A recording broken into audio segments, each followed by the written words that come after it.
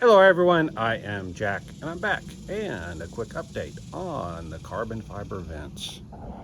So here they are. These are the front vents, and then there are the side vents. So what I did, I'll show you in a little bit.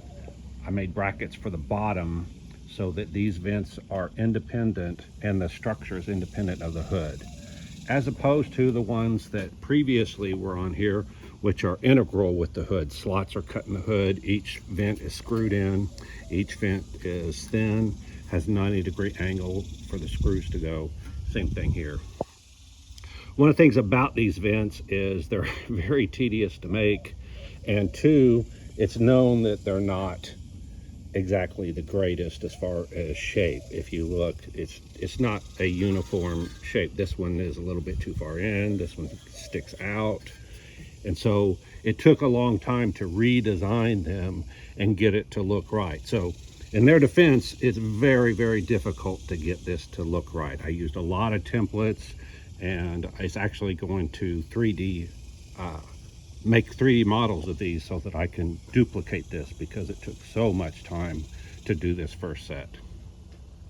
And so each one has to also be mounted to the right height, and that was difficult as well. So what I did was I put these in place, and then I used hot glue to hold them in place temporarily.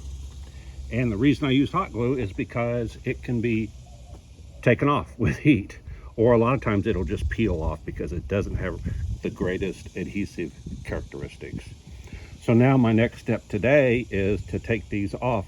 Oh, and all of the heights had to be done from this side so that you could look at it and see, oh, how does that line up with the curve there? And the same thing, how does that line up with the curve there? And does it look uniform as it goes up here, and then as it goes up here? And so it took a lot of, oh, that one needs to be a little bit, and that one needs to be a little bit. So once I got them all in the right place, I temporarily glued them in place with hot glue.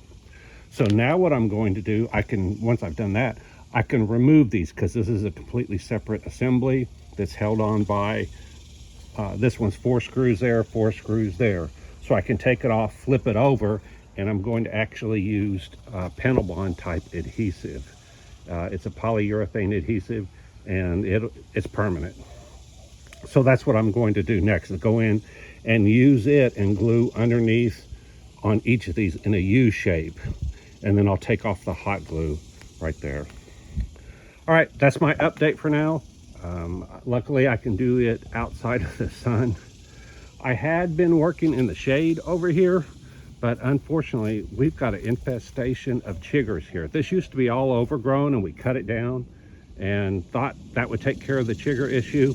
It doesn't. I got eaten to pieces just working over here in the shade. So I'm going to spray it to resolve that issue, but it's just not worth the shade here. Even though it's so nice working in the shade over here, it's not worth days worth of itching. All right, so shade tree supercar won't be shade tree until I get that taken care of. It should take a couple of days to kill all of those. I'll spray later today. All right, that's all I've got. Like, subscribe, hit the alert, hit the thanks if you want to donate, and if you don't like what I'm doing, you don't know Jack. Bye.